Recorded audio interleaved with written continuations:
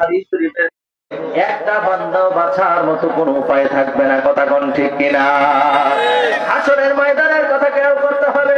হাসরের ময়দানে আল্লাহ পাক রব্বুল আলামিন বান্দাদেরকে যে শাস্তি দিবেন সেই শাস্তির কথা খেয়াল রাখতে হবে কি হবে না? একটু আওয়াজ করে বলেন, হবে কি হবে না? আপনাদের আওয়াজ যদি কম হয় আমার আওয়াজ স্লো হয়ে যাবে। আপনাদের এই জন্য আশা করতেছি আপনাদের আওয়াজের। বলুন তো একবার আল্লাহু আকবার, বলেন তো ইয়া রাসূলুল্লাহ, বলেন ইয়া ওয়ালি আল্লাহ। হায় রে মুসলমান, পরকালের কথা যদি চিন্তা করা হয়, সূরা ইয়াসিনের 64 নম্বর আয়াতে কারিমার মধ্যে আল্লাহ কি কয়, এই কথাটা শুনলে আমার মনে হয় অন্তর পর্যন্ত কেঁপে যাবে। মানুষগুলি যারা হাত দিয়ে অপরাধ করে, পা দিয়ে অপরাধ করে, চোখ দিয়ে অপরাধ করে, মুখ দিয়ে অপরাধ করে, তাদের ব্যাপারে বড় কঠিন হুঁশিয়ারিটি আল্লাহ পাক রব্বুল আলামিন সূরা ইয়াসিনের 64 নম্বর আয়াতে কারিমার মধ্যে দিয়েছেন। আমার সাথে পড়েন, বিসমিল্লাহির রাহমানির রাহিম।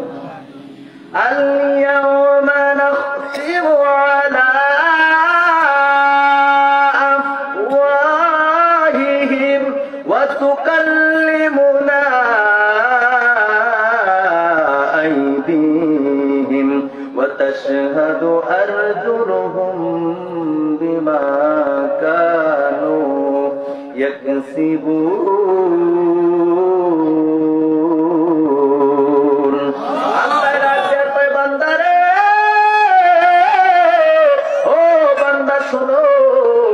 হাসরের ময়দানকে কেন ভয় করবো না? অন্তরের কানটা লাগায় শোনেন। আল্লাহ কোরআন বলতেছে, আমার আল্লাহ কয় হাসরের ময়দানে বান্দাগুলি যারা আল্লাহর দরবারে আল্লাহর কাঠগড়ায় আটকে যাবে, যারা নাফরমান অবস্থায় উঠবে, আল্লাহ কয় তাদের মুখের মধ্যে আমি আল্লাহ মোহর মেরে দেব। আর মুখের মধ্যে আল্লাহ তালা মেরে দেব। মুখের মধ্যে আমি আল্লাহ জবানকে লক করে দেব। আল্লাহর কোরআন আল-ইয়াউমা, হারে সেদিন আল্লাহ কয় সেদিন ইয়াউমা নাখতিমু আল-ইয়াউমা নাখতিমু আলা আফওয়াহিহিম, আল্লাহ কয় জবানকে আমি আল্লাহ তালা মেরে দেব, জবানকে লক করে দেব। জবানকে লক করে দিলে আপনারা যে প্রশ্ন করবে বান্দা দুনিয়ার জমিনে কি কি কাজ করছে, উত্তর কে দিবে? দুনিয়াতে জবান দেওয়ার কথা কই, ঠিক না বলেন? দুনিয়াতে তো জবান দেওয়ার কথা কই, হাসরের ময়দানে যদি জবান লক হয়ে যায়, জবান যদি বন্ধ হয়ে যায়, ও আমার ইমানদার ভাইরা রে, আমার আল্লাহ সেটাও ক্লিয়ার করে দিয়েছেন। আল্লাহ বলেন, ওয়া তুকাল্লিমুনা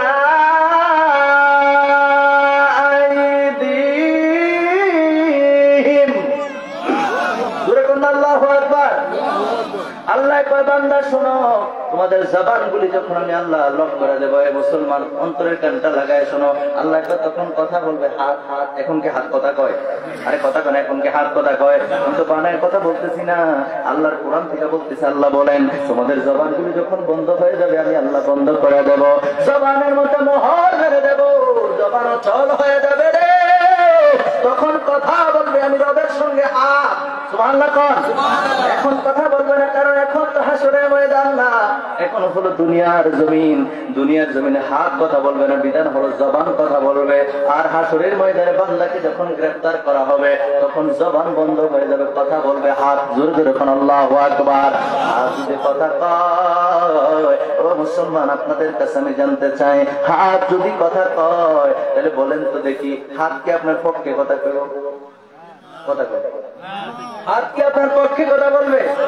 দুনিয়ার জমিনে ওই চামড়ার মুখ দিয়ে আপনি সত্যকে মিথ্যা বানাইছেন, আহার মিথ্যারে সত্য বানাইছেন, 5 লাখ টাকা ঘুষ খাইছেন। গরিব মানুষ দেখা দেখে ওই দিনটা দেখলাম মানুষ কত বড় অমানবিক হয়। 50,000 টাকা এক গরিব পরিবার থেকে নিচে কেমন গরিব রে, আপনি শুনলো চোখের পানি চলে আসবে। 2টা ভাই একটা বোন, 2টা ভাই অন্ধ, একটা বোন বোনটা অন্ধ, মানে 3য় ভাই বোন 3টাই অন্ধ। এই অন্ধ পরিবার তারা ঠিক নাই? অন্ধ বলে কি হয়েছে? তারা যেহেতু বেঁচে আছে খাওয়ান তো লাগবো। সবগুলা যে অন্ধ, মা বাপকে আজীবন বেঁচে থাকবো? মা বাবার কাঁধে যতদিন জোয়াল ছিল, মা বাবার কষ্ট করে কি করবো, আল্লাহ কিছু অন্ধ, সবগুলো অন্ধ। দুটা পুঁতে অন্ধ, মহিলাটা অন্ধ, সবগুলো বৃদ্ধ হয়ে গেছে, মা বাপ জড়িয়ে নেই। এই মানুষগুলো সংসার কেমনে চলে? এলাকার মানুষ যে যা পারে, যার যখন যেটা ইচ্ছা হয় নিয়ে দিয়ে আসে খায়, কেমনি চলতেছে। এখন বাধ্য হইয়া চিকিৎসার জন্য কিংবা বিপদে হইয়া আরেকবারের এক মহিলার থেকে খুঁজিয়া 50,000 টাকা আনছে। কত? এই 50,000 টাকা প্রত্যেক মাসে 3-4 হাজার টাকা করে দিতে হয়। কি করবে গরিব মানুষ? দিতে দিতে উনি বলতেছেন আমি 2 লক্ষ টাকার উপরে দিছি, প্রায় 2.5 লক্ষ টাকা দিছি। এরপরেও সেই মহিলা কয় আমার কাছে এরপরে 50,000 টাকা পাবে, আর 50,000 সুদ নাকি, 50,000 টাকার সুদ নাকি আরো 30-40,000 টাকা হয়ে রয়েছে। আমি প্রায় 2.5 লাখ টাকা দেওয়ার পরেও এই টাকা আমার শেষ হয় না। আমি ছোট্ট একটা গরু পালি, ওই গরু লইয়া পথ দিয়ে নাউযুবিল্লাহ, আরো জোরে নাউযুবিল্লাহ। সোনার স্যার দুনিয়ার জমিনে সত্যরে মিথ্যা বানাইছে, জবান দিয়া মিথ্যারে সত্য বানাইছো, ফাইলার খাইয়া ঘুষ খাইছো, মানুষের থেকে সুদ খাইছো, চক্কর বৃদ্ধি হারে সুদ খাইছো। মনে রাখো সোনার সান, কাল হাসরের ময়দানে জবান আল্লাহ তাআলা মেরে দিল, তখন কিন্তু কোনো উপায় থাকবে না। ঠিক কিনা বলে? আর বলবেন ঠিক কিনা? যারা সাহেব সর্দার আছে, সাহেব সর্দার গুলির মধ্যে মাথা নষ্ট হয়ে যায়। কারণ কেউ যদি 5,000 টাকা দেয় তার দিকে রায় হয় না, 10,000 টাকা দেয় তার দিকে রায় হয়। কথা কোন ঠিক কিনা? সব সাহেব সর্দার একরকম না। আল্লাহ নবী কয় সত্যবাদী যে বিচারক, যে সত্যবাদী হবে সে কাল হাসরের ময়দানে নবী সিদ্দিকদের সঙ্গে থাকবে। জোরে জোরে বলেন সুবহানাল্লাহ। যারা ন্যায় বিচার করবে, আরে এত বড় পুরস্কার আল্লাহ রাখলো, হেডার কথা একটা বার ভাবলা না। 5,000 টাকা 10,000 টাকা দিছে গোপনে, হ্যাঁ তাহলে নিচে দিয়ে দিছে, বাস বিচার করে গেছে। অথচ কত বড় পুরস্কার, যে সত্য বিচার করবে রাসূল বলেন নবী সিদ্দিকদের সঙ্গে থাকবে। সুবহানাল্লাহ। এত মহান পুরস্কার অপেক্ষা করতেছে, আপনি ওটা চিন্তা করলেন না? মুসলমান আল্লাহ বাঁচাক আমাদেরকে, কোন আমিন। দুনিয়া জুড়ে কোরআনের আয়াতের মধ্যে আছি, দুনিয়ার মধ্যে যদি আপনি আমি ঝগড়া করি, দুনিয়ার জমিনে যদি আপনি আমার মধ্যে দ্বন্দ্ব হয়, সাহেব সর্দারের কাছে যদি যায়, সাহেব সর্দার সব যদি জিজ্ঞেস করে বলেন তো দেখি অপরাধ কার, আমি যদি ঝগড়া করি মুরব্বীর সাথে, মুখ রাগ করেন না, মুরব্বীর সাথে যদি ঝগড়া করি আমি বলবো সর্দার সাহেব আমার কোন দোষ, আমি এমনি এমনি বলছি। মুরব্বী বলবেন না হুজুরে মিথ্যা কথা কয়, আমি এমনি এমনি করছি, আমার উপরে দোষ চাপাইতে চাইবো, আমি ওনার উপরে দোষ চাপাইতে চাইবো। ঠিক কিনা বলেন? এখন সমাধান কি? সর্দার কি লগে আছে? সর্দার কি লগে আছে? রাহেন রাহেন, আমি দূর থেকে দেখছি, এরা কি কইছে তোমার লাগে না? দূর থেকে যদি কেউ দেখতে মানে সাক্ষী যদি থাকে, বলেন যদি কথা কি আর হেরফের হবে? এবার দেখেন আল্লাহ কোরআনে কি আল্লাহ কয়, জবানের মধ্যে আমি আল্লাহ তাআলা মেরে দিব রে, জবান তো বন্ধ হয়ে যাবে, কথা বলবে আমি রবের সঙ্গে হাত হাত, কথা বলার পরে শেষ না। আমার আল্লাহ কোরআন দিয়ে জানায় দিয়েছেন, আল্লাহ বলেন, আহারে আল্লাহ বলেন, ওয়া তাশহাদু আরজুলুহুম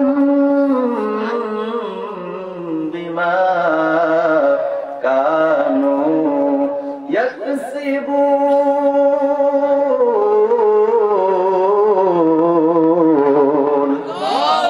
আল্লাহ কই পাগুলি কেন রাখছি? পাগুলি সাক্ষী হয়ে যাবে। হাত যদি টেরবেটের করে, হাত যদি এদিক সেদিক কয়, পা সাক্ষী দিয়ে দেবে, এই সাবধান। সুবহানাল্লাহ। আল্লাহ কয় আমি আল্লাহ সাক্ষীর প্রয়োজন নাই। আল্লাহর দরবারে যদি আমরা বান্দা কথা বলতে যাই, আল্লাহ তো সবকিছু জানে। আল্লাহ জানার পরে আপনারা আমার ডাইরেক্ট জান্নাত কিংবা জাহান্নাম দিতে পারতো, এরপরও আল্লাহ এত কিছু রাখছেন যাতে আমাদের কৈফিয়ত গুলো আমরাই দিতে পারি। কথা কোন ঠিক কিনা? আর বলবেন ঠিক কিনা? কাল হাসরের ময়দানে আল্লাহর কাঠ গড়ায় যখন দাঁড়ায় যাবো গো, আল্লাহর কাঠ গড়ায় দাঁড়ায় গেলে সেদিন কিন্তু কোনো উপায় থাকবে না। আল্লাহর ধরা বড় শক্ত দ্বারা, আল্লাহর কাছ থেকে বাঁচার মতো সাহস বা ক্ষমতা কারণ নাই। কথা বলেন ঠিক কিনা? এই জন্য ভাইরা আমার, বন্ধুরা আমার, আল্লাহর দরবার থেকে যদি আপনি আমি বাঁচতে চাই, আল্লাহর কাছ থেকে যদি আপনি আমি পরিত্রাণ পেতে চাই, বলেন তো দেখি দুনিয়ার জমিনে আপনি আমি ভালো ভালো কাজগুলো করার দরকার আছে না নাই? জোরে বলেন দরকার আছে না নাই? আওয়াজ করে বলেন দরকার আছে না নাই? কারণ সেদিন কিন্তু রবের দরবার থেকে কেউ বাঁচতে পারবো না। এজন্য একজন সাহেব তার গজলে গজলে আল্লাহর দরবারে ফরিয়াদ করে করে বলতেছেন, আমার সাথে বলেন, তুমি শেষ বিচারের আদালতে, তুমি শেষ বিচারের আদালতে করবে বিচার হাকিম হই। আমরা তো একটু ভয় করেন, একটু ভয় করেন আল্লাহকে, আমরা তোমার ক্ষমা যোগ্য নই রে মাওলা, আমরা তোমার ক্ষমা যোগ্য নই। বলেন না, বলেন না, তুমি শেষ বিচারের আদালতে মাওলা রে, ও মাওলা রে, তুমি শেষ বিচারের আদালতে করবে বিচার হাকিম হই। আমরা তোমার ক্ষমার যোগ্য নই রে মাওলা। বলেন না, বলেন না, আমরা তোমার ক্ষমার, বলেন না, আমরা তোমার ক্ষমা যোগ্য নই রে মাওলা, আমরা তোমার ক্ষমা।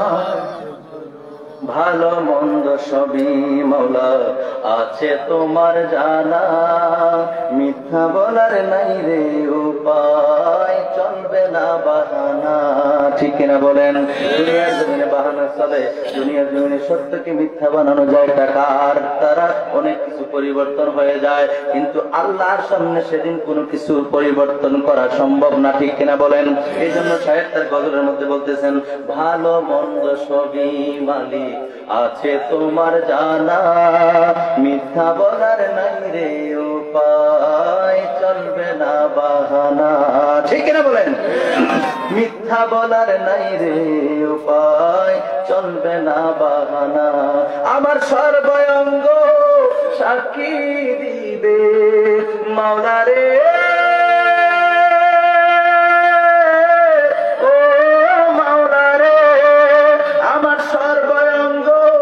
সাক্ষী দিবে কেমনে আমি মিথ্যা কই মাওলা রে, কেমনে আমি মিথ্যা কই, আমরা তোমার ক্ষমা যোগ্য নই। বলেন না, বলেন না, আমরা তোমার ক্ষমা যোগ্য।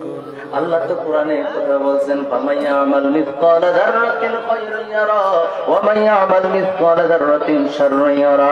আল্লাহ কয় যাররা পরিমাণ নেক আমলের হিসাব সেদিন তোমরা আমার থেকে বুঝে পাইবা, এবং যাররা পরিমাণ অপরাধের হিসাব সেদিন তোমরা আমার কাছে পেয়ে যাইবা। আল্লাহু আকবার বলেন।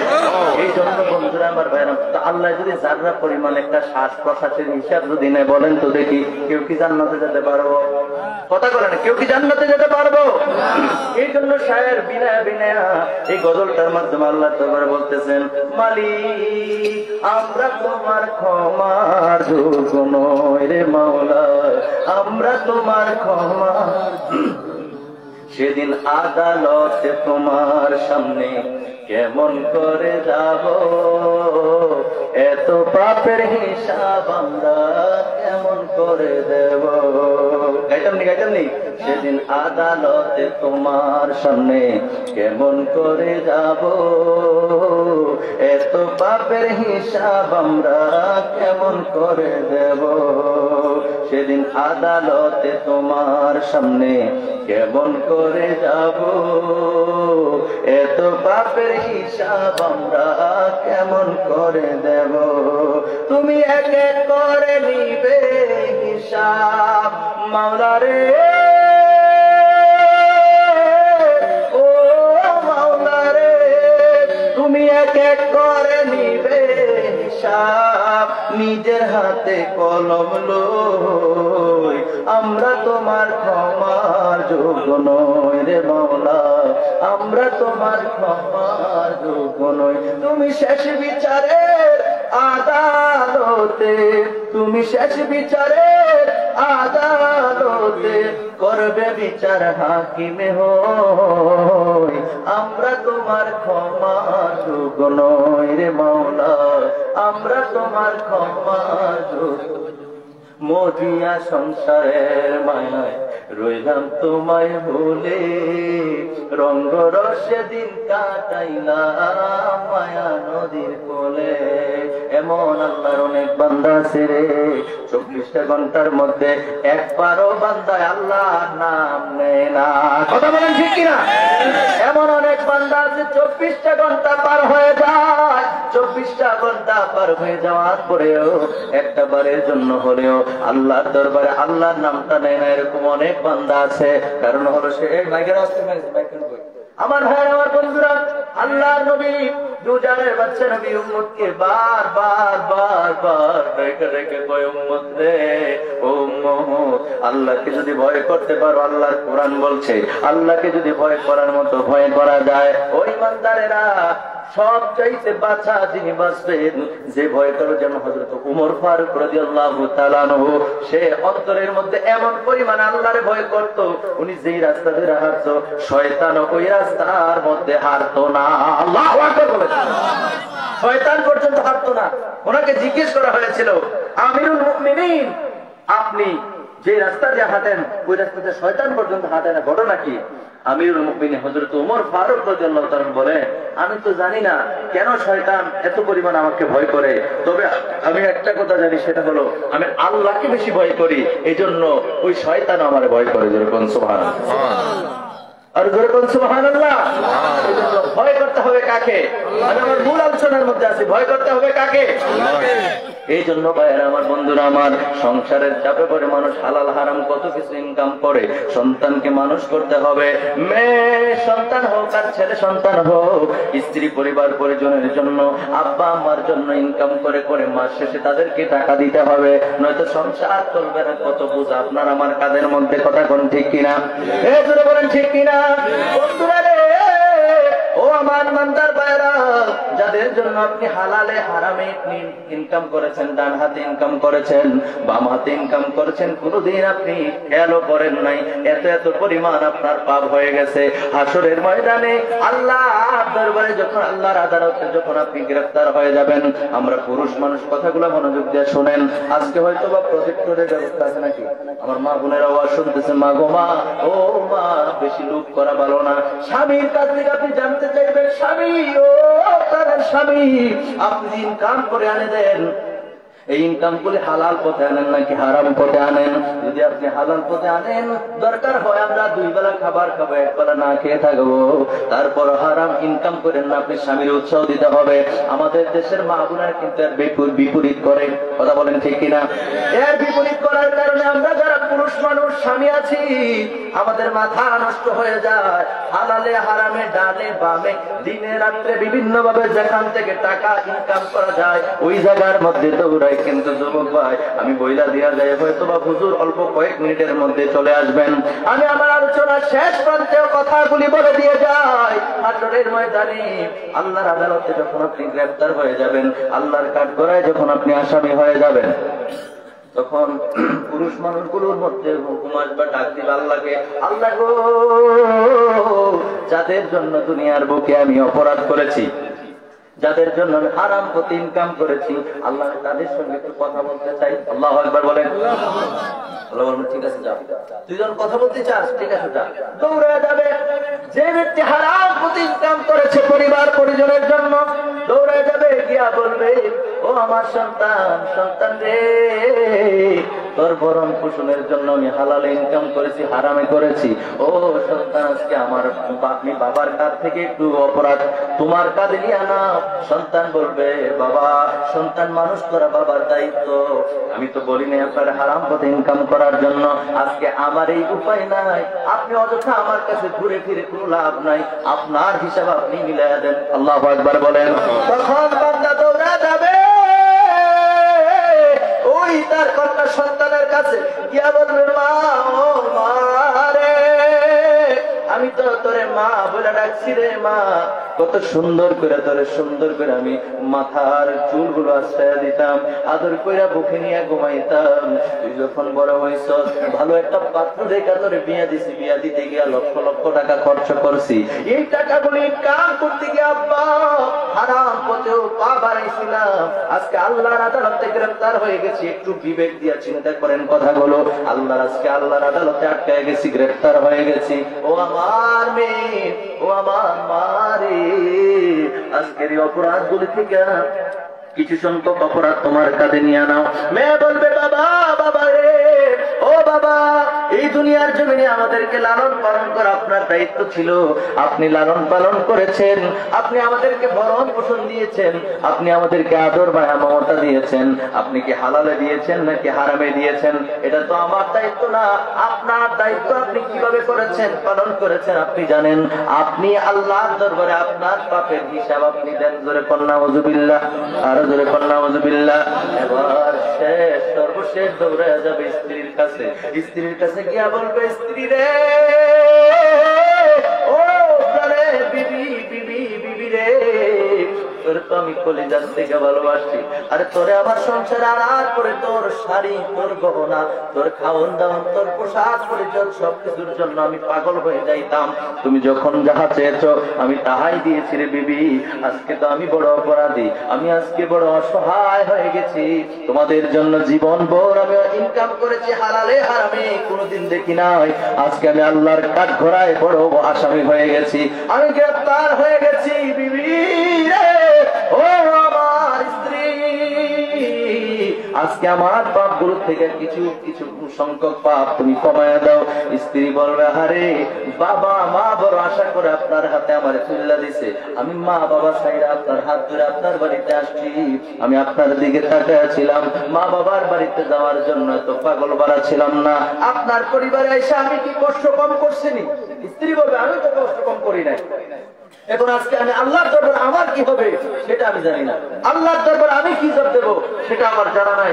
এই জন্য স্ত্রী ডেকে ডেকে বলবে, স্বামী রে, ও স্বামী, আমার ভরণ পোষণ, খাওয়া দাওয়া, আমার উঠা বসা, আমার কাপড় চোপড়, আমার সব কিছুর দায়িত্ব তুমি যখন তোমার হাতে যখন আমার বাবা তুলে দিয়েছে, সেদিন থেকে আল্লাহর তরফ থেকে আমার সকল ভরণ পোষণের দায়িত্ব তোমার উপরে পড়ে গেছে।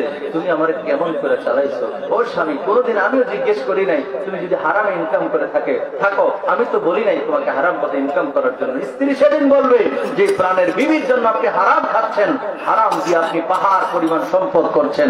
ও ভাইয়েরা, যুবক ভাইয়েরা, বিবেক বানেরা, একটু অন্তরের কান্তায় লাগাই শোনেন। সেদিন স্ত্রী আপনাকে তাড়াইয়া দেবে, স্ত্রী আপনার কথা শুনবে না, স্ত্রী আপনাকে দৌড়াইয়া দেবে।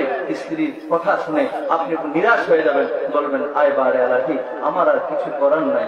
জীবনভর যাদের জন্য আমি জীবনভর ইনকাম করেছি, অক্লান্ত পরিশ্রম করেছি, অর্থ সম্পদ আমি জোগাড় করেছি, আমি ধনের পাহাড় করেছিলাম, আজকে তারা আমাকে দূর দূর করে তাড়াইয়া দিচ্ছে। ও রব, আপনার যা শাস্তি আমাকে দেন, আমার আর কিচ্ছু বলার নাই। সেদিন কিন্তু একটা কথাও আপনার কোন পরিবার পরিজন আপনজন শুনবে না। কথা বলেন ঠিক কিনা?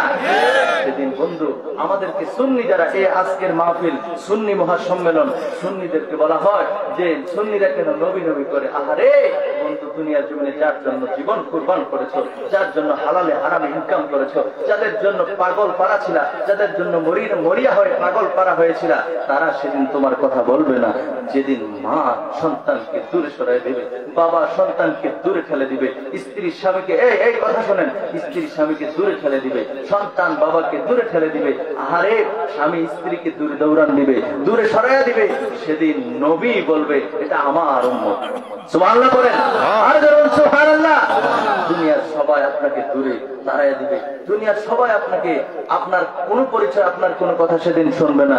সেদিন রহমাতাল লিল আলামিন নবী দুজাহান বলবেন, এটা আমার উম্মত। দুনিয়ার সবাই অস্বীকার করবে, আমার সন্তান ছিল না, আমার স্বামী ছিল না, আমার পরিবার পরিজন ছিল না, আমার তোমার সাথে কোনো সম্পর্ক ছিল না, সবাই আপনাকে না করবে।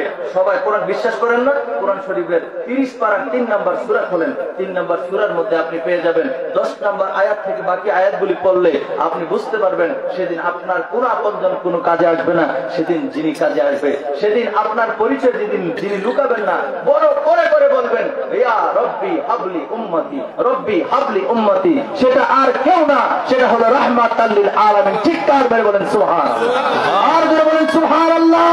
সুবহানাল্লাহ, আল্লাহু আকবার, নারে রিসালাত, ইয়া রাসূলুল্লাহ, নবীজির দুশমনেরা হুশিয়ার সাবধান, আহলে সুন্নাত ওয়াল জামাত জিন্দাবাদ, জিন্দাবাদ, আলী শেখ মিনহাজুল আবেদিন সুফি সাহেব জিন্দাবাদ, জিন্দাবাদ। ভাইরা আমার, বন্ধুরা আমার, আমাদের মোবাইল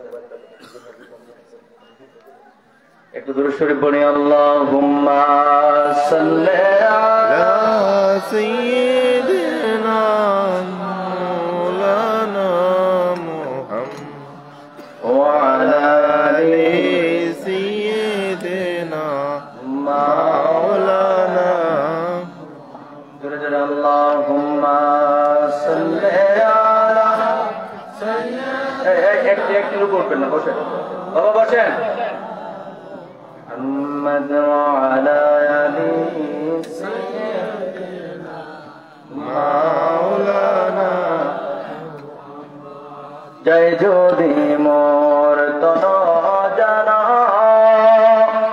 এতে নাই মোর ভাবনা, যত রাখবে প্রাণ দয়ালে নবীকে ভুলবো না। আল্লাহুম্মা সাল্লি আলা সাইয়্যিদিনা মাওলানা মুহাম্মদ ওয়া আলা আলি সাইয়্যিদিনা মাওলানা মুহাম্মদ। জয় যদি মোর তন জানো এতে নাই মোর ভাবনা, দয়াল আল্লাহ দয়া করো নসিব করো মদিনা, নবীজিকে না দেখাইয়া মরণ আমাদের দিও না। আল্লাহুম্মা সাল্লি আলা সাইয়্যিদিনা মাওলানা মুহাম্মদ ওয়া আলা আলি সাইয়্যিদিনা মাওলানা মুহাম্মদ। যিকির লা ইলাহা ইল্লাল্লাহ লা ইলাহা ইল্লাল্লাহ লা ইলাহা ইল্লাল্লাহ লা ইলাহা ইল্লাল্লাহ লা ইলাহা ইল্লাল্লাহ লা ইলাহা ইল্লাল্লাহ লা ইলাহা ইল্লাল্লাহ লা ইলাহা ও লা ইলাহা ইল্লাল্লাহ ও লা ইলাহা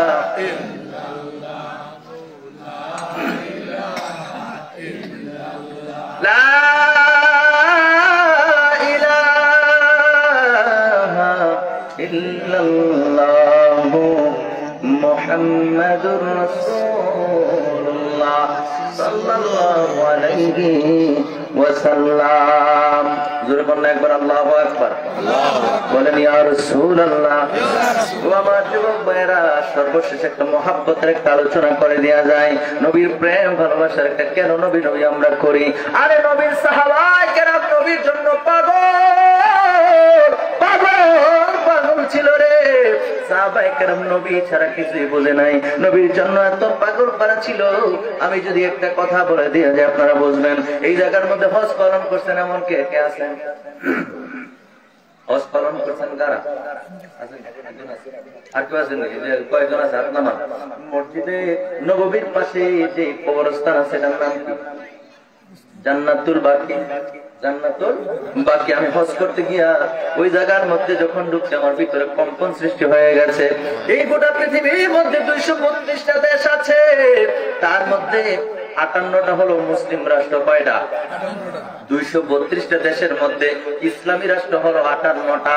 58টা দেশের মধ্যে এত বড় কবরস্থান আর পৃথিবীর কোথাও নাই। যে জান্নাতুল বাকিতে ঘুমায় আছেন 10,000 সাহাবী। কয় হাজার? আরে জোরে কয় না? কয় হাজার? 10,000 সাহাবী যে গুরুস্থানের মধ্যে ঘুমায় আছে রে। ওই গুরুস্থানের মধ্যে 10,000 সাহাবীর মধ্যে আপনি যখন প্রথম এবং প্রধান গেট দিয়ে ঢুকবেন, ঢুকার সাথে সাথে একটা কবরের মধ্যে লেখা পাবেন উসমান গনি। সুবহানাল্লাহ। কি গনি? কি গনি? উসমান গনি নবীজির তৃতীয় সাহাবী, মানে খেলাফতের দায়িত্ব তিনি 3 নম্বরে পালন করেছেন। বিশিষ্ট সাহাবী হযরত উসমান বিন নুরাইন উসমান গনি রাদিয়াল্লাহু তাআলা আনহু, নামের সঙ্গে লেখা উসমান গনি।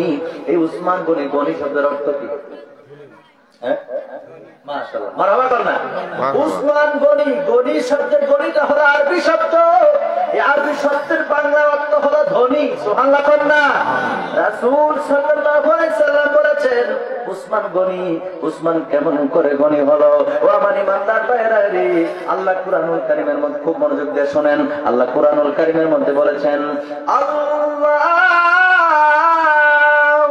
গনিয়্যুন ওয়া আনতুমুল ফুকারা।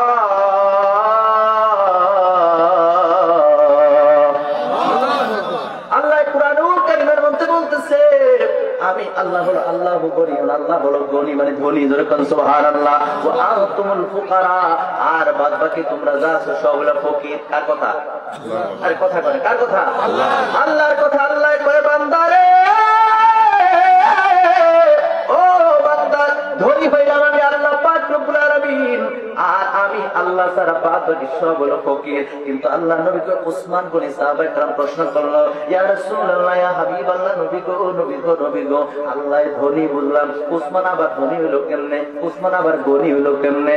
আল্লাহ নবী তো সাহাবীরা রে, ও আমার সাহাবীরা, তাইলে শোনো, আমি একদিন আমার হুজরা শরীফের মধ্যে বসে আছি, খুব মনোযোগ দিয়ে শোনেন, আমি আমার হুজরা শরীফের মধ্যে বসে আছি, এমন সময় আমার একজন গরীব সাহাবী আমার কাছে আসছে, আইসা বলে, ইয়া রাসূলুল্লাহ, ইয়া হাবিবাল্লাহ, নবী গো, আজকে 2-3 দিন যাবত আমি খাবার খাই না, খাবার পাই না, খাই না।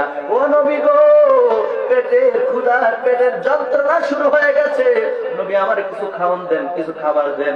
আল্লাহ নবী আস্তে কইরা চাদরটা আলগি দিয়ে উঠে নিজের পেটের মধ্যে, নবীজির পেটের মধ্যে পাথর বেঁধে রাখছে, ওইটা দেখাইয়া দিছে।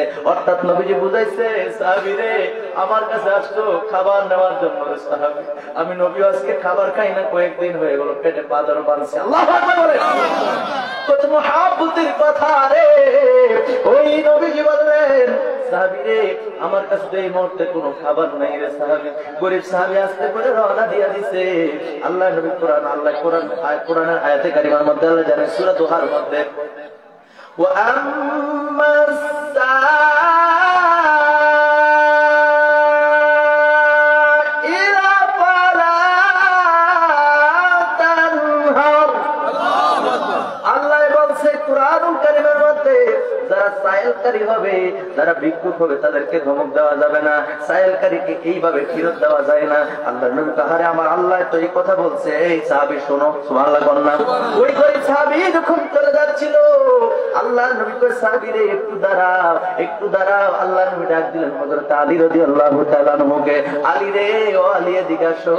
আলী রাদিয়াল্লাহু তাআলা আনহু বলেন, ইয়া রাসূলুল্লাহ, ইয়া হাবিবাল্লাহ, নবীজি গো, আমার ঘরে আজকে 2 দিন যাবত খাবার নাই, আপনার নাতি ইমাম হাসান এবং হুসাইন 2 জন না খায় আছে। ও নবী, আপনি আমার ডাক দিয়েছেন, আমার কাছে কোনো খাবার নাই। আল্লাহ নবী, আলী রে, তোমার খাবার দেওয়ার জন্য ডাক দেই নাই, তোমার আমি ডাক দিছি, আমি নবী একটা চিঠি লেখার জন্য বলছি, চিঠিটা লেখা দাও, আমার উসমানের কাছে গরীব সাহাবী নিয়ে দিলে তার 2000 দিরহাম দিয়া দিবে। সুবহানাল্লাহ, ভাই দিয়ে পেন সুবহানাল্লাহ, আর জোরে বলেন সুবহানাল্লাহ। আল্লাহ বলেন, আলী রে, ও আলী, তুমি তাড়াতাড়ি চিঠিটা লেখো, চিঠির মধ্যে উল্লেখ করো 2000 দিরহামের কথা। আলী রাদিয়াল্লাহু তাআলা আস্তে আস্তে করে চিঠিটা লিখলেন, চিঠির মধ্যে উল্লেখ করলেন 2000 দিরহাম যেন গরীব সাহাবীরে দিয়া দেয়। এবার নবীজি বললেন, চিঠির একবারে নিচ অংশে, একবারে নিচে লিখবা মুহাম্মাদুর রাসূলুল্লাহ, জোরে কোন সুবহানাল্লাহ, আরো জোরে বলেন সুবহানাল্লাহ। চিঠির প্রেরক হলো মুহাম্মাদুর রাসূলুল্লাহ। এবার গরীব সাহাবীরে দিলেন, সাহাবীরে দিলেন, এই সাহাবী যাও, আমার উসমানের কাছে নিয়ে চিঠিটা দিবা। এই গরীব সাহাবী একটা দৌড় দিয়া উসমান রাদিয়াল্লাহু তাআলা আনহুর বাড়িতে আসলেন। আয়েশা দেখেন হযরত উসমান তার কেশিয়ারের সঙ্গে বসে আছেন, কেশিয়ার আর উসমান রাদিয়াল্লাহু তাআলা সামনাসামনি বসা, আর বলতেছে, একটু গড়বড় করো, এই কেশিয়ার, তোমার সব হিসাব ঠিক আছে, চাইরা না হিসাব কই? আল্লাহু আকবার বলেন। সব হিসাব, তোমার ব্যবসার সবকিছু বুঝাই দিতেছো, কিন্তু চাইরা না গেলে কই? মানে চাইরা না হিসাব বলতেছে না। ওই গরীব সাহাবী দরজা দাঁড়ায়, আরে যে সাহাবী চাইরা না লাগে এত বড় বড় দমুক দেয়, আর দমুকের ঠেলায় কেশিয়ারের শরীর থেকে গাম বাইরে বের করতেছে। এই লোককে আবার 2000 দিরহাম দিব, মনটা খারাপ করে আস্তে করে নবীর দরবারে চলে গেছে, গিয়া বলে, নবী দিব, ও মায়ার নবীজি আমার, আপনি চিঠি দিয়া কার কাছে পাঠাইছেন? ওই ব্যক্তি তো সাইরার লাগে যে দমুক দেয়, আমি দমুক থেকে ধরে আপনার কাছে আয়া বসছি। আল্লাহ নবী কয়, চিঠি কি তুমি দিছো না? ওই গরীব সাহাবী কয়, নবী আমি দিছি না। নবী কয়, আরে তুমি কেন দিলা না? তুমি যাও, আমি নবীর কথা কওজর কোন সুবহানাল্লাহ। গরীব সাহাবী আবার একটা দৌড় দিয়ে গেলেন, গিয়া দেখে এখনো উসমান রাদিয়াল্লাহু তাআলা ওই কেশিয়ারকে ধমক দিতেছে, ঘন্টার পরে ঘন্টা অতিবাহিত হয়ে যাচ্ছে, হিসাব বানাইতেছে কিন্তু সাইরানার হিসাব বনতেছে না। আল্লাহু আকবার বলেন। উসমান রাদিয়াল্লাহু তাআলা আনহু কয়, কেশিয়ার রে, সাইরানার হিসাব দাও, নয়তো আজকে বাড়িতে যাওয়া যাবে না। সাইরানার হিসাব যতক্ষণ পর্যন্ত আমারে না দিবা ততক্ষণ পর্যন্ত তোমার ছুটি নাই। এই কথা বলার পরে গরিব সাহাবী কয়, বারবার নবীর কাছে আর এই সাহাবীর কাছে দৌড়ে দৌড়ে ফেরের খিদা এমনি মরতাছি, বারবার অযথা দৌড়ে আমার লাভ নাই, বাইরে গিয়ে রে বালা। যেই বেড়ায় ঘন্টার পরে ঘন্টা সাইরানার লেগে হিসাব ছাড়ে না রে, ওই লোক কখনো 2000 দিরহাম দিবে না। নিজে নিজে নিজের বুঝ বানাইয়া বাড়ির দিকে রওনা হয়েছে। প্রতিমধ্যে হযরত আলী দাঁড়ায় রয়েছে। আলী কয়, আমি তো চিঠিটা কষ্ট করে লিখছি, আমার ঘরে 2টা সন্তান আছে রে, এরা হয়তো 2 দিন যাবত নাই, ইসলাম কত কষ্ট করে কায়েম করছে, ইসলাম নবী সাহাবায়ে কেরামদেরকে নিয়ে কত কষ্ট করে করে প্রতিষ্ঠা করেছে রে বন্ধুরা আমার। হযরত আলী রাদিয়াল্লাহু তাআলা বলেন, এই সাহাবী কষ্ট করে চিঠিটা লিখছি, তুমি আমারে 2টা দিরহাম দিয়া দাও। সুবহানাল্লাহ কোন না? আর জোরে কইতেন না সুবহানাল্লাহ? আমি কষ্ট করে তোমারে চিঠিটা লিখে দিছি, আমার মোহাব্বত কইরা বিনিময় না, আমার মোহাব্বত করে 2টা দিরহাম দাও, আমার সন্তানগুলোর জন্য কিছু না কিছু আমি কিনা নিয়ে যাই। জোরে জোরে কোন সুবহানাল্লাহ। গরিব সাহাবীরা কে আলী গো, ও নবীর বিশিষ্ট সাহাবী আলী, আমি তো সিডি এখনো দিছি না। আরে উসমান রাদিয়াল্লাহু তাআলা 2000 দিরহাম দিবে না, কারণ সে তার কেশিয়ারের সাথে এই ঘটনা। আল্লাহু আকবার বলেন। আলী রাদিয়াল্লাহু তাআলা বলতেছেন, তুমি ভুল করতেছো, নবী না বুঝা হযরত উসমানের কাছে তোমার পাঠাই নাই, বুঝে শুনে পাঠাইছে, তুমি চিঠিটা ওখানে দাও। জোরে বলুন সুবহানাল্লাহ। আলী রাদিয়াল্লাহু তাআলার কথা শুনা ওই গরিব সাহাবী আবার আস্তে আস্তে কইরা উসমান রাদিয়াল্লাহু তাআলার বাড়িতে গেলেন।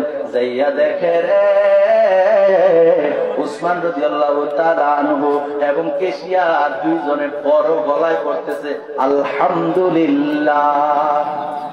আমরা কইতেন না আলহামদুলিল্লাহ? দুজনে কি করতেছে?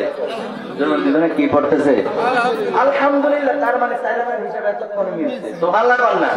সাইরানার হিসাব যখন মিলছে, আস্তে করে গরিব সাহাবী গিয়া উসমান রাদিয়াল্লাহু তাআলা সালাম দিয়া বলতেছে, সিডিটা নবী দিছে। এরকম সুবহানাল্লাহ। সিডিটা হাতে দেওয়ার পরে উসমান রাদিয়াল্লাহু তাআলা উপরটা সিডি বললেন, পড়ার পরে দেখলেন 2000 দিরহাম দেওয়ার কথা বলছে লোকেরে, আর নিচে দিয়া নবীজির নাম মুবারক আছে। এরকম সুবহানাল্লাহ। নবীজির নামটা দেখা হযরত উসমান রাদিয়াল্লাহু তাআলা আস্তে করে নামের মধ্যে চুমা খাইলেন। সুবহানাল্লাহ বলেন না? নামের মধ্যে কেমনে উসমান গনি হইল? গনি তো আল্লাহ। কতটা শুনে যা, কত মহাব্বতের কথা, কত প্রেমের কথা। নবীজির নাম শুনে নামের মধ্যে চুমা খাইলেন। এবার হযরত উসমান রাদিয়াল্লাহু তাআলা জিজ্ঞাসা, সাহাবী রে, ও সাহাবী, সিডি তোমার কে দিয়েছে? সিডি আমার কাছে কে বাড়াইছে? ওই গরিব সাহাবী কয়, দেখেন সিডির নিচে লেখা আছে মুহাম্মাদুর রাসূলুল্লাহ। জোরে জোরে কোন সুবহানাল্লাহ। উসমান রাদিয়াল্লাহু তাআলা আবার নামের মধ্যে চুমা খাইলেন। আবার জিজ্ঞাসা উসমান রাদিয়াল্লাহু তাআলা আবার জিজ্ঞাসা, সিডি কে দিয়েছে? ওই গরিব সাহাবী কয়, দেখেন আল্লাহ নবীর নাম আছে। জোরে কোন সুবহানাল্লাহ। নবীর নাম দেখে আবার দ্বিতীয়বার নামের মধ্যে চুমা খাইলেন। সুবহানাল্লাহ বলেন। এবার উসমান রাদিয়াল্লাহু তাআলা দ্বিতীয়বার আবার জিজ্ঞাসা, রে সাহাবী, সিডি তোমার কে দিয়েছে? হযরত উসমান রাদিয়াল্লাহু তাআলা যখন জিজ্ঞেস করলেন, গরিব সাহাবী কয়, বুঝছি, দাও সিডি আমার দিয়ে দাও, তোমার কে দাও না? বারবার করতেছি নবী দিছে, নামটা তুমি পড়তে আসো। এরপরে জিজ্ঞাসা, কে দিছে সিডি? লাগবে না, টেকা তোমার আমার লাগবে না, সারবো দাও। হে কইতেছে সাইরানার লেগে যাই বড়, বারবার কেশিয়ারের দমটা হে বড় 2000 দেখতে এখন দেখা মাথা গরম হয়ে গেছে। আল্লাহু আকবার বলেন। আদমের মত নাই, আল্লাহকে জিজ্ঞাসা, সিডি কে দিছে? সিডি কে দিছে? আল্লাহু আকবার বলেন। আসলে সাহাবীদের কোন কাজ কিন্তু এমনি এমনি হয় না। সুবহানাল্লাহ কইতেন না? ওই গরিব সাহাবী এবার আস্তে করে একটা দৌড় দিয়া সিডি লইয়া নবীর দরবারে গেছে। গিয়া কয়, নবীজি গো, প্রথম 2 বার এমনি দৌড়াইছি, দ্বিতীয়বার যখন গেছি সিডি হাতে দিছে। সিডি পাওয়ার পরে আপনার নাম দেখলো, আপনার নাম দেখার পরেও আমার বারবার জিজ্ঞেস, সিডি কে দিছে? আমি বারবার আপনার কথা বলছি, এ পর্যন্ত 3 বার আপনার কথা বলছি, টাকা দেয় না, খালি জিজ্ঞেস সিডি কে দিছে। আল্লাহু আকবার বলেন। নবী গো, আমার টাকা দেয় না গো নবী, টাকা তো দেয় না, বারবার জিজ্ঞেস সিডি কে দিছে। আহারে আল্লাহর নবী কথাটা শুন না, নবীজির মনটা বড় খারাপ হয়ে গেছে। আল্লাহ গো, ও প্রাণের মাওলা, আমার ওসমান তো কখনো এরকম ছিল না। আমি নবীর কথা বলতে না বলতে তো দিয়া দেওয়ার কথা, আমার ওসমান কেন এরকম করলো? সাথে সাথে নবীজি দেখেন, সাথে সাথে দেখেন ওসমান রাদিয়াল্লাহু তাআলা একটা বস্তা মাথার মধ্যে এইভাবে নিয়ে আসছে, একটা বস্তা নিয়ে নবীর দরবারে হাজির হয়ে গেছে। আল্লাহু আকবার বলেন। নবীর দরবারে হাজির হয়ে গেছে রে ওসমান রাদিয়াল্লাহু তাআলা মাথার মধ্যে একটা বস্তা। আল্লাহ নবীকে, ওসমান কোনদিন তো আমি নবী এরকম মনে করি নাই। ওসমান রাদিয়াল্লাহু তাআলা ডাক দিয়ে কয়, নবীজি গো, ও মায়ের নবী, চিঠির মধ্যে যখন দেখলাম 2000 দিরহাম, আমি মনে মনে সিদ্ধান্ত নিছি এই সাহাবীর 2000 দিরহাম দিয়া দেব। সুবহানাল্লাহ, আর জোরে বলেন সুবহানাল্লাহ। যখন আপনার নামটা দেখছি গো নবী, আমার কাছে বড় মহব্বত লাগছে গো নবী, এজন্য জিজ্ঞেস চিঠিটা কে দিছে? আপনার এই সাহাবী বলছে আপনি দিছেন। আমি চিঠির মধ্যে আপনার নামের মধ্যে চুমা খাইছি। জোরে বলেন সুবহানাল্লাহ। এরপর আবার জিজ্ঞাসি, এইবারে 3 বার জিজ্ঞাসি। 3 বারে 3 দ্বিগুণে 6000 দিরহাম, আর চিঠির মধ্যে লেখা আছে 2000 দিরহাম। মোট হচ্ছে কত? কত হয়েছে? ও নবী, আপনার নাম এই সাহাবী যতবার বলবে, আমি ওসমান সিদ্ধান্ত নিয়েছিলাম ততবার 2000 দিরহাম করে দিয়া দিমু। কিন্তু আপনার এই সাহাবী তো বুঝে নাই, না বুঝে আপনার কাছে চলে আসছে। ইয়া রাসূলুল্লাহ, চিঠির মধ্যে 2000 দিরহাম লেখা, এই হলো 2000 দিরহাম। আর 3 বার আপনার নাম বলছে, 3 বারে 3 দ্বিগুণে 6000, মোট 8000 দিরহামের বস্তাদার টাকার বস্তাটা আপনার হাতে তুলে দিলাম। আপনি নিজের হাতে এই গরিব সাহাবীকে দিয়া দেন। সুবহানাল্লাহ, আর বলেন সুবহানাল্লাহ। আল্লাহু আকবার। ইয়া রাসূলুল্লাহ, নবীজির দুশমনেরা হুশিয়ার সাবধান, ওলি আল্লাহর দুশমনেরা হুশিয়ার সাবধান। আহলে সুন্নাত ওয়াল জামাত জিন্দাবাদ, জিন্দাবাদ। হ্যাঁ আমার বন্ধুরা, আমার মনোযোগ আছে আপনাদের। আল্লাহ নবী খুশি হয়ে গেলেন, বড় খুশি হয়ে গেছে। নবীজি আবার আনন্দ চিত্তে ডাক দিয়েছে, আল্লাহ, ও আল্লাহ, আমার ওসমান আমার নাম শুনলে নামের মধ্যে চুমা খায়, আর প্রত্যেকবারে নামের আমার নাম বলার কারণে প্রত্যেকবারে 2000 দিরহাম করে যেই ওসমান দিয়া দেয়, আমার নাম 2000 দিরহাম যতবার করে বলছে প্রত্যেকবারে 2000 দিরহাম করে দিয়া দেয়। আল্লাহ গো, এই ওসমান রে আমি নবী কি দেব, আমি নবী কি দেব? আল্লাহ কয়, জিবরাইল, ও জিবরাইল তুমি কই? জিবরাইল কয়, আল্লাহ আমি আমার দপ্তরে। আল্লাহ কয়, তোমার দপ্তরে থাকলে হবে না, যাও যাও যাও আমার বন্ধু নবীর দরবারে চলে যাও। আর যে ওসমান আমার মাহবুবের নাম শুননা প্রতিবারে 2000 দিরহাম করে দিয়া দেয়, যাও যাও যাও রে জিবরাইল, তুমি বইলা দাও আমি যে আল্লাহর সঙ্গে আল্লাহু গনিয়ম যে টাইটেলটা, এই গনি শব্দ আমার টাইটেল আমি উসমানকে দিয়া দিলাম। সুবহানাল্লাহ, আর যারা বলেন সুবহানাল্লাহ। জিবরাইল আমিন আসলেন, আয়েশা বললেন, ইয়া রাসূলুল্লাহ, ইয়া হাবিবাল্লাহ, আপনি কিছু দিতে হবে না গো নবী। ও নবী, আপনি এবার উসমান রাদিয়াল্লাহু তাআলার নামের সঙ্গে লাগায় দেন উসমান গনি। জোরে জোরে বলেন সুবহানাল্লাহ। আমার আল্লাহ ভালোবাসা গো উসমান রাদিয়াল্লাহু তাআলা কে গনি বলেছেন, আল্লাহর গনি টাইটেল উসমানকে দিয়া দিয়েছে। জোরে জোরে বলেন সুবহানাল্লাহ। ভালোবাসার জায়গা মদিনা, ভালো লাগার জায়গা মদিনা, বলেন ভালোবাসার জায়গা মদিনা, ভালো লাগার জায়গা মদিনা, বলেন ভালোবাসার ভালো লাগার জায়গা মদিনা।